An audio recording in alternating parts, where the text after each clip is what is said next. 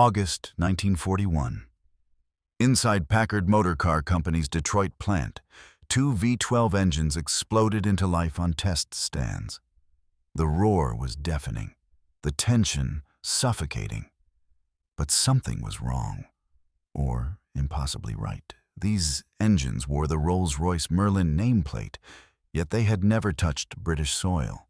They were American ghosts, built from blueprints that Packard's engineers had torn apart and rebuilt from scratch. The workers watching had no idea they were staring at a death warrant for the Luftwaffe. Hidden inside those thundering cylinders was a secret that would fracture the air war. American bearings that wouldn't quit. Tolerances so tight they made British craftsmen weep. Thread patterns painstakingly reverse-engineered from Britain's archaic Whitworth system. Detroit had just performed surgery on a masterpiece and made it bleed faster. They'd done it by committing heresy against every sacred principle Rolls-Royce held dear. This is the story of how American engineers didn't just copy Britain's finest engine. They dissected it, questioned it, and quietly made it better. Not by dogfighting over Europe, but by conquering something infinitely harder. Transforming 14,000 hand-fitted parts into an assembly line weapon without sacrificing a single horsepower. It was industrial warfare. And Britain never saw it coming. Before we dive into this story, subscribe and leave a comment telling me where you're watching from. Now, relax, grab your coffee, and enjoy this beautiful story. Tell me in the comments where you're watching from, and hit subscribe so you don't miss more real history like this. In mid-1940, early in World War II,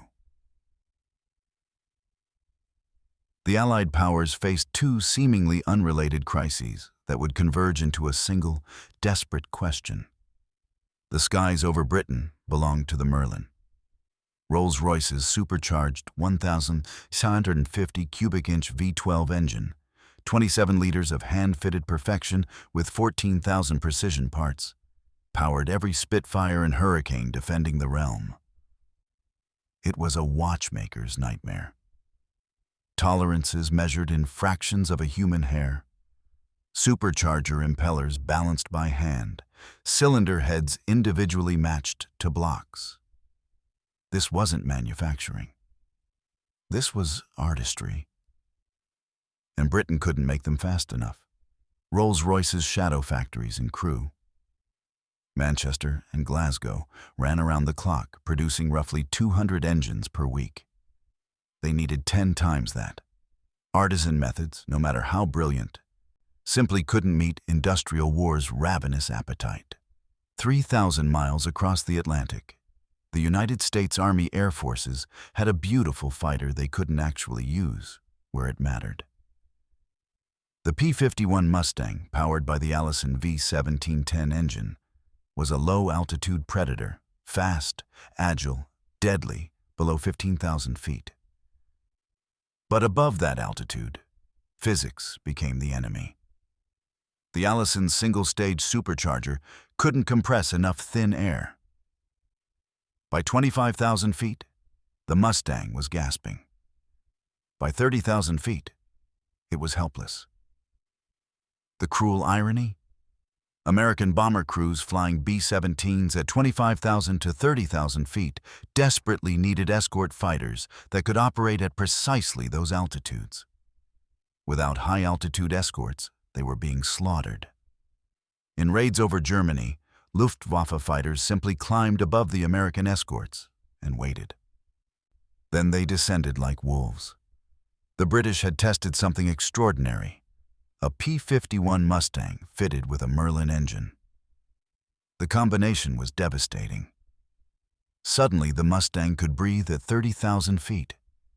It could escort bombers all the way to Berlin and back, over 1,600 miles with drop tanks. It could outfight anything Germany put in the sky. The plane that could win the air war existed. But it existed only on paper. The solution was obvious. Marry the Mustang to the Merlin and mass-produce both. The problem was monumental. Could anyone take a finely crafted British engine with its unique threads, custom fittings, and hand-matched parts and crank it out by the tens of thousands without destroying what made it great? The impossible ask. In the summer of 1940, Britain turned to American industry with a question that bordered on insulting. Can you mass-produce art? Rolls-Royce executives arrived in Detroit carrying crates of complete engines, hundreds of blueprints, and generations of British engineering pride. The licensing deal was worth $130 million, astronomical money for 1940. Packard Motor Car Company stepped forward to accept the challenge. They weren't an obvious choice. They built luxury automobiles, not aircraft engines. But they possessed something Rolls-Royce desperately needed: American manufacturing genius. The moment Packard's engineers examined those blueprints, they realized the truth. This wasn't going to be a simple copying job. This was going to require translating an entirely different industrial philosophy, British artisanship, into the language of American mass production. They had to convert measurements from incompatible imperial systems. They had to manufacture British Whitworth thread standards in a country that had never used them. They had to tighten tolerances that British craftsmen compensated for by hand. They had to do all of this without changing a single dimension, losing a single horsepower, or compromising a century of Rolls-Royce tradition. The real challenge wasn't building engines. It was performing an engineering miracle, turning a hand-fitted luxury engine into an assembly line weapon without losing its soul. Success would give the Allies air superiority. Failure would leave bombers unprotected and Britain defenseless. The clock was ticking, and a transatlantic team of engineers set out to achieve the impossible. The story of how they did it begins with an unexpected discovery, one that shocked both sides of the Atlantic. The year 1940 painted two portraits of desperation on opposite sides of the Atlantic, both centered on the same 27-liter engine. Over the white cliffs of Dover, every Spitfire and Hurricane clawing through the sky to intercept Luftwaffe bombers carried one irreplaceable component: a Rolls-Royce Merlin. Without it, Britain's fighter force was grounded metal. Without it, the island fell. The mathematics were brutally simple. RAF Fighter Command needed hundreds of replacement engines per month just to maintain current strength. Rolls-Royce's factories, using methods perfected over decades of luxury automobile manufacturing, could deliver barely half that number. Master craftsmen hand-fitted connecting rods. Skilled workers individually balanced supercharger impellers. Every engine took weeks to complete. It was exquisite engineering and strategically catastrophic. Britain was losing the production war before the shooting war was decided. Across the ocean, the United States Army Air Forces faced an equally cruel problem. They possessed what appeared to be the perfect fighter: North American Aviation's P-51 Mustang. Sleek, fast, maneuverable. Pilots loved flying it. Ground crews loved maintaining it. There was just one problem. It was useless where it mattered most. The Allison V1710 engine powering the Mustang performed beautifully up to 15,000 feet. Above that altitude, its single-stage supercharger gasped for air like a drowning man. By 25,000 feet, the Mustang had lost nearly half its power. By 30,000 feet, it was a sitting duck. Meanwhile, American B-17 and B-24 bomber formations cruised at precisely 25,000 to 30,000 feet on their daylight raids into Nazi Germany. Without high-altitude escort fighters, they flew into a killing zone. German fighters simply climbed above the American escorts, circled lazily, and waited. Then they attacked formations, stripped of protection. The losses were unsustainable. Entire squadrons disappeared. Something had to change. Then British test pilots performed an experiment that changed everything. They pulled the Allison engine from a P-51, dropped in a Merlin, and took it up. The results were staggering. With the Merlin's two-stage supercharger, the Mustang maintained full power above 30,000 feet. Its range, already impressive, stretched beyond 1,600 miles with external tanks, enough to escort bombers to Berlin and back. It could outfight, outrun, and outlast anything the Luftwaffe possessed. The miracle weapon existed. The design was proven. The bottleneck wasn't engineering, it was production capacity. Britain couldn't build Merlins fast enough to power its own fighters, let alone supply America's Mustangs. So Britain asked American industry a question nobody could answer with certainty. Could mass production replicate what craftsmanship had created? Could assembly lines manufacture art? The stakes couldn't be higher. The answer would determine who controlled the skies over Europe and who won the war. When Britain came looking for an American partner to mass-produce the Merlin, they didn't choose the obvious candidates. Not Ford, with its vast assembly lines. Not General Motors, with its industrial might. They chose Packard Motor Car Company, a luxury automaker that had built its reputation on precision, not volume. Packard seemed an odd fit for wartime production. They crafted expensive automobiles for wealthy buyers, building roughly 100,000 cars per year compared to Ford's millions. But Rolls-Royce saw something familiar in Packard's DNA, an obsession with engineering excellence. Packard engines were legendary for their tolerances, their reliability, their meticulous assembly. They understood the language of precision. More critically, they possessed something Britain desperately needed: American manufacturing genius married to engineering discipline. They could think like craftsmen and build like industrialists. In September 1940, Rolls-Royce representatives arrived at Packard's Detroit headquarters carrying crates of complete Merlin engines, hundreds of blueprints rolled into tubes, and confidence bordering on naivety. The licensing agreement was signed quickly. $130 million, performance guarantees, complete technical support. British engineers unpacked their precious cargo with pride, explaining the Merlin's intricacies to their American counterparts. They expected questions about assembly techniques.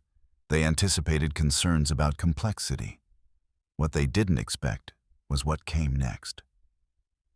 Packard's engineering team spent days examining the engines and studying the blueprints in silence. When they finally spoke, the message was devastating.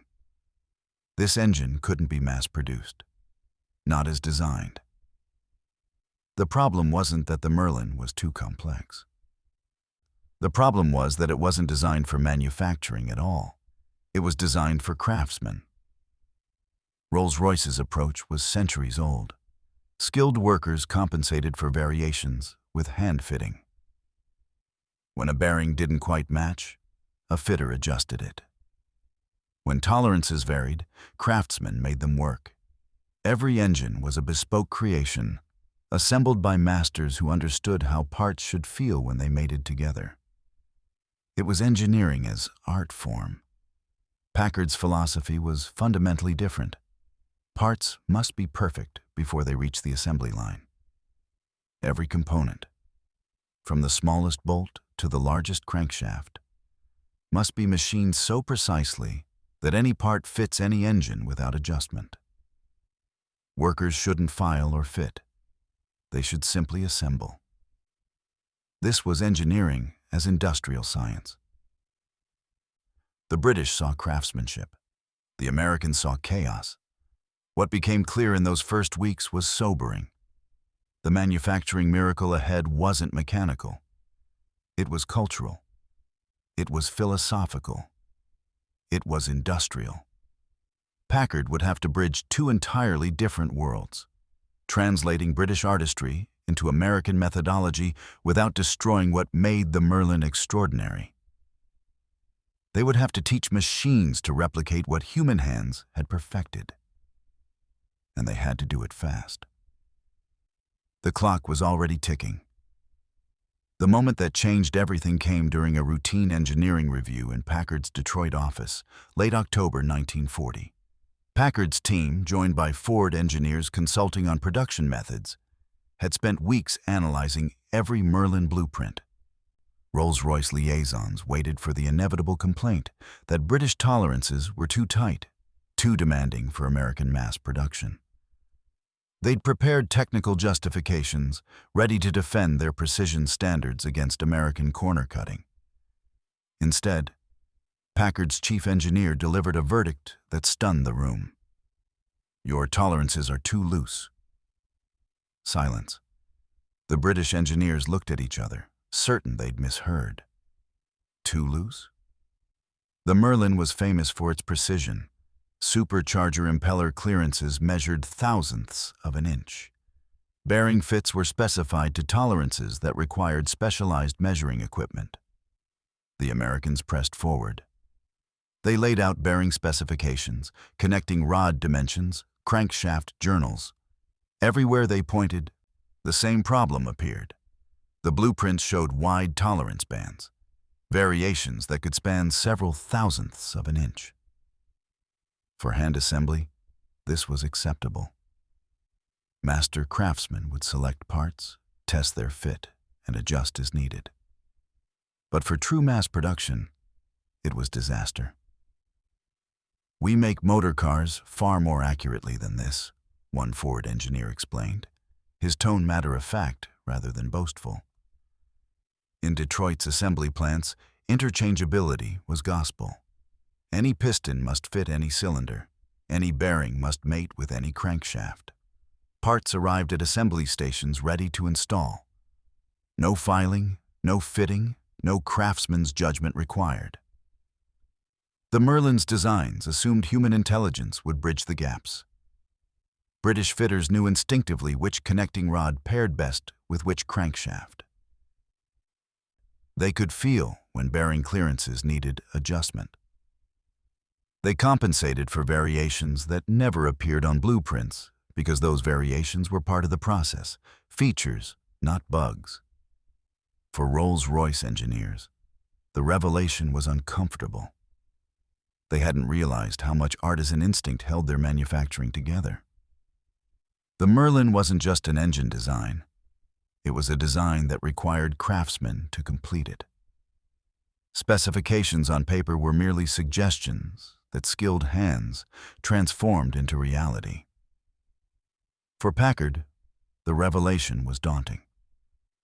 They weren't just adopting British measurements or converting dimensions. They were being asked to reverse engineer an entirely implicit manufacturing philosophy, one that existed in the hands and minds of British workers, not on any blueprint. One fact crystallized with absolute clarity: America couldn't simply copy the Merlin. They would have to rebuild it completely, on paper, in specifications, in manufacturing tolerances.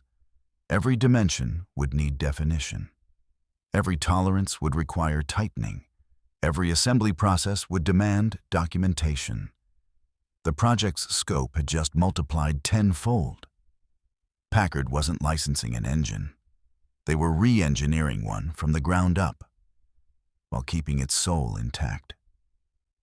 What followed was one of the most exhaustive engineering translations in industrial history.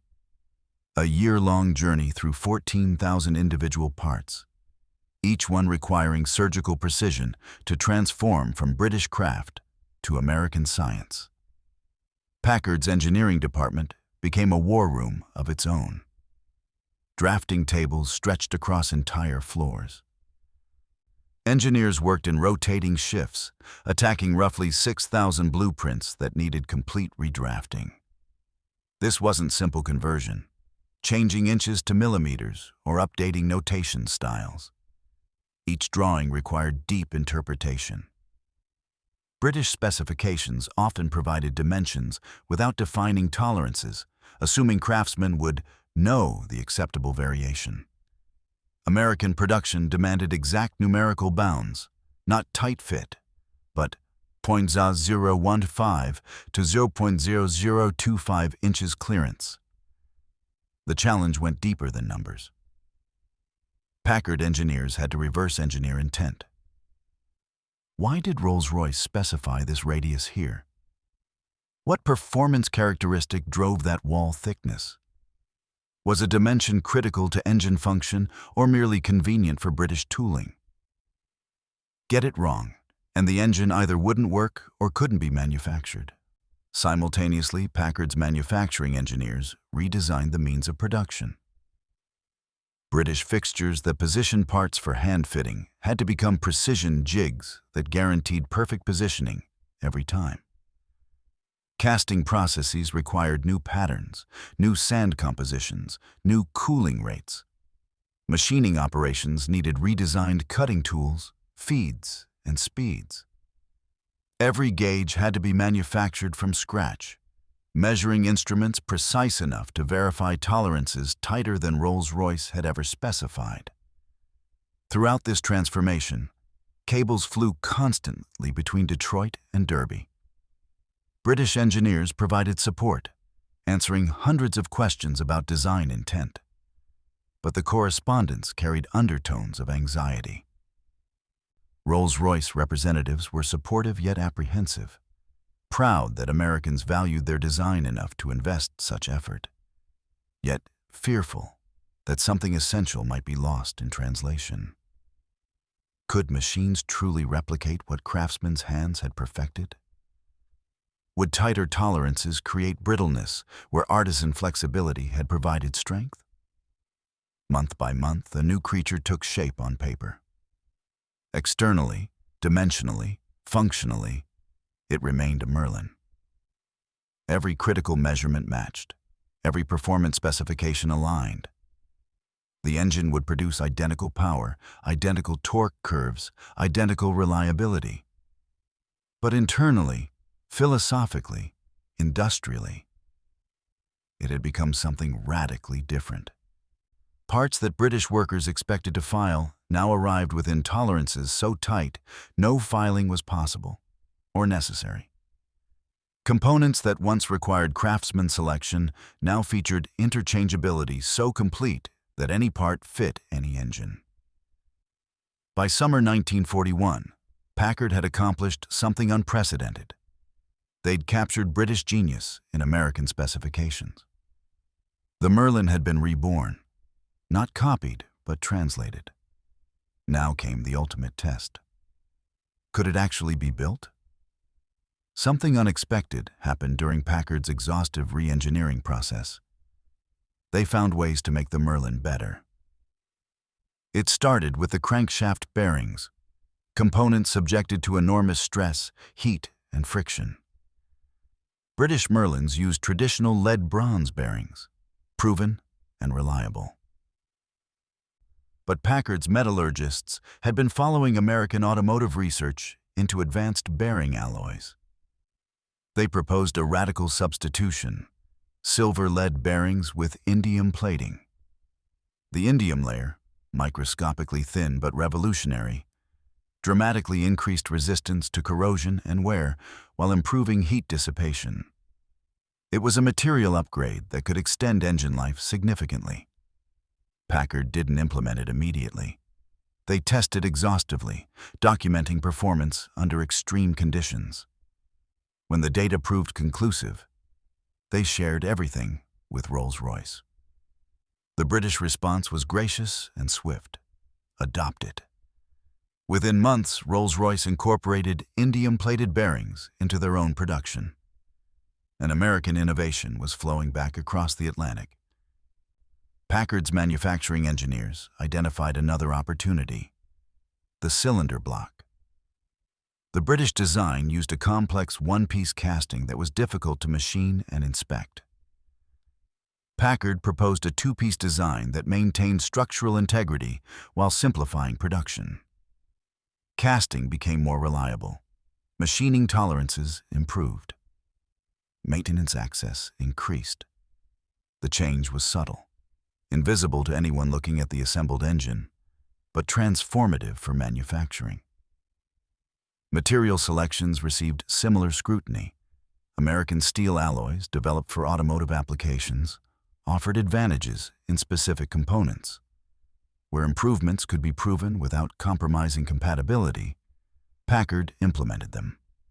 Every change was documented, tested, and shared. Initially, British engineers watched these modifications with caution bordering on alarm. The Merlin was their masterpiece. Generations of Rolls-Royce engineering compressed into 27 liters. American improvements felt presumptuous, even threatening. But data dissolved defensiveness. When tests showed American bearings lasting longer, running cooler, and failing less frequently, skepticism transformed into collaboration. When the two-piece block proved easier to manufacture without sacrificing strength, apprehension became appreciation. This wasn't industrial competition masquerading as cooperation. It was genuine partnership. Britain brought decades of aeronautical engineering brilliance. America contributed manufacturing innovation and materials science. Neither side viewed improvements as victories over the other. They were shared advances against a common enemy. By mid-1941, the truth was undeniable. Packard hadn't merely copied the Merlin. They hadn't just adapted it for mass production. They'd strengthened it. The American-built Merlin would be functionally identical to its British cousin, but in certain critical ways, quietly superior. Not because American engineering was better, but because two engineering cultures had learned to speak the same language. The result was an engine greater than either nation could have achieved alone. Buried within the Merlin's 14,000 parts lurked a problem so fundamental it threatened the entire project. And it had nothing to do with engines. It was about threads. Every bolt, stud, nut, and threaded fitting in the Merlin used the British standard Whitworth system, a threading standard developed by Sir Joseph Whitworth in 1841. Whitworth threads featured a distinctive 55-degree angle and radiused roots, fundamentally different from American unified threads with their 60-degree angles and flat roots. The systems were utterly incompatible. A Whitworth bolt would not thread into an American hole. An American nut would not fit a British stud. For Rolls-Royce, this was simply reality. British suppliers manufactured Whitworth hardware as naturally as they breathed. But in America, Whitworth standards were archaeological relics. No American supplier produced them. Tool catalogs didn't list them. Dies and taps didn't exist in standard inventories. Packard faced a tempting option. Convert everything to American standards. Replace every threaded connection with American equivalents. The engineering would be straightforward. American suppliers could provide unlimited hardware. Production would be simpler. But this solution was industrial suicide. American-built Merlins with U.S. threads couldn't interchange parts with British-built Merlins using Whitworth threads. Field maintenance would become a nightmare. Mechanics in England couldn't repair American engines. Supply chains would fracture. The promise of transatlantic production would collapse into incompatible variants. Packard made a decision that stunned even Rolls-Royce. They would manufacture every Whitworth fastener themselves, from scratch. They would build the tooling to cut British threads in American factories. They would create the dies, the taps, the gauges, an entire parallel manufacturing infrastructure for a thread system that didn't officially exist in the United States. The investment was staggering. Thousands of specialized tools had to be designed and manufactured. Quality control procedures had to verify thread angles and pitches that American inspectors had never measured. Workers had to be trained on standards foreign to their experience. Every bolt, every stud, every nut became a custom manufacturing challenge. But the payoff was absolute interchangeability. A connecting rod bolt manufactured in Detroit would thread perfectly into an engine assembled in Derby. A mechanic in North Africa could swap parts between American and British Merlins without hesitation. Supply chains remained unified. Field repairs stayed simple. The thread decision revealed something profound about Packard's approach. They weren't trying to Americanize the Merlin. They were honoring it, respecting British design integrity even when doing so was expensive, difficult, and inconvenient. It was industrial diplomacy expressed through precision manufacturing. America would build the Merlin better, faster, and in greater numbers, but it would remain, unmistakably, a Rolls-Royce. Of all the Merlin's components, one stood above the rest in complexity and mystique: the two-stage supercharger. Rolls-Royce engineers considered it essentially impossible to mass produce. The supercharger was the Merlin's beating heart, the component that gave it high-altitude supremacy. Its impellers spun at over 20,000 RPM, compressing thin air at extreme altitudes to maintain sea-level pressure in the cylinders. Clearances between impeller blades and housing measured mere thousandths of an inch. Any imbalance caused catastrophic vibration. Any misalignment meant instant failure. In Britain, master craftsmen hand-balanced each impeller using feel and experience. They tested, adjusted, tested again, a process that could take days per unit. The supercharger housing required precision casting that British foundries had perfected through generations of trial and error. It was artisanship at its apex. And it was, according to conventional wisdom, utterly unsuited for assembly line production. Packard's engineers refused to accept impossible.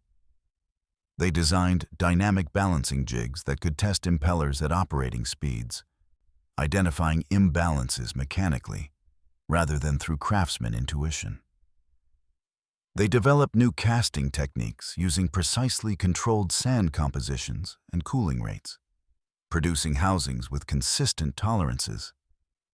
They created automated machining paths that could mill complex supercharger geometries with repeatable accuracy.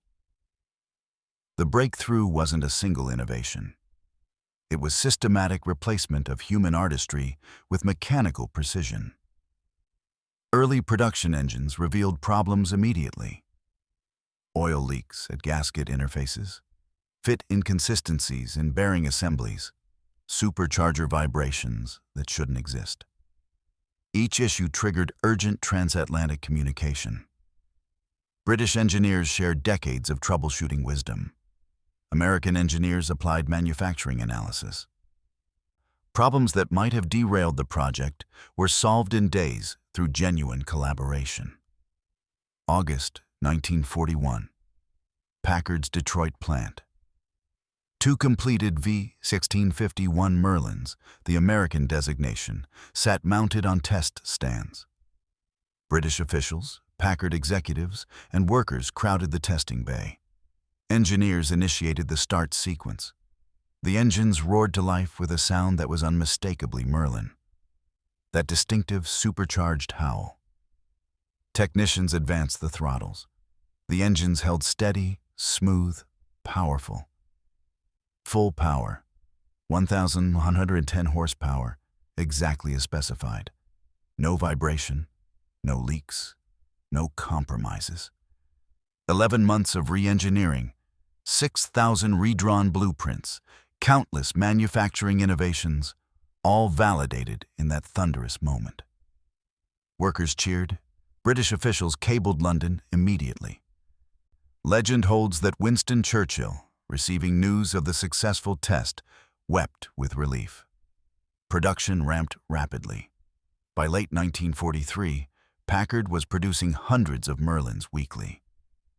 The impossible had become routine, and waiting for these engines was a fighter aircraft that would change the air war, the P-51 Mustang about to receive its new heart. and become the most feared aircraft in European skies. Late 1943, 30,000 feet above occupied Europe.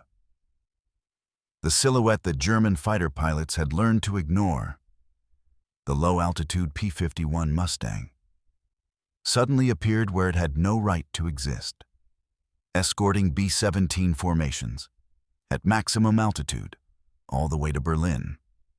The Merlin-powered P-51B had transformed from a regional fighter into a strategic weapon. With Packard's mass-produced Merlins breathing life into its sleek airframe, the Mustang could maintain full power above 30,000 feet, matching or exceeding anything the Luftwaffe fielded. Its range, extended to over 1,600 miles with drop tanks, meant American bombers finally had protection for the entire mission. Takeoff to target to home. Luftwaffe commanders faced a new calculus. For years, they'd simply waited for short-range escorts to turn back, then attacked defenseless bomber formations. Now the escorts stayed. Worse, these Mustangs could outfight Bf-109s and Fw-190s at any altitude. German loss rates climbed. Experienced pilots died. Air superiority, the foundation of German defensive strategy, began crumbling. Behind this tactical shift stood Packard's manufacturing miracle. By 1944, the Detroit plant was producing up to 400 Merlins weekly, an output that would have seemed fantastical in 1940. Over the war's course, Packard built 55,123 Merlins, nearly one-third of total production. A single American factory matched the output of Rolls-Royce's entire dispersed manufacturing network. This wasn't just about P-51s. Packard Merlins powered late-model Spitfires, Mosquito bombers, Lancaster heavy bombers, the backbone of Allied air power. Without mass production, these aircraft would have remained concepts or curiosities. With it, they became an unstoppable force. Historians still debate which factors were decisive in defeating Nazi Germany. But few dispute that Allied air superiority, the ability to strike German industry, infrastructure, and military forces at will, played a critical role. And that air superiority rested on engines, specifically on the transatlantic partnership that made mass-produced Merlins possible. The Packard-Rolls-Royce collaboration established principles that echoed through decades. The transition from artisan to industrial manufacturing methods informed jet engine production in the 1950s. The emphasis on interchangeability and tight tolerances became aerospace industry standards. The proof that different engineering philosophies could enhance rather than compromise each other shaped international collaborations that followed. The Merlin story transcends nuts and bolts, threads and tolerances. It's the story of what becomes possible when nations set aside pride and merge their strengths. British engineering brilliance met American manufacturing genius. And together they created more than an engine. They created a symbol of what cooperation achieves when survival demands it. When American engineers outdid Britain, they didn't diminish Rolls-Royce's achievement. They honored it, amplified it, and helped it save the world. That's the secret behind the P-51, and the true legacy of the Merlin.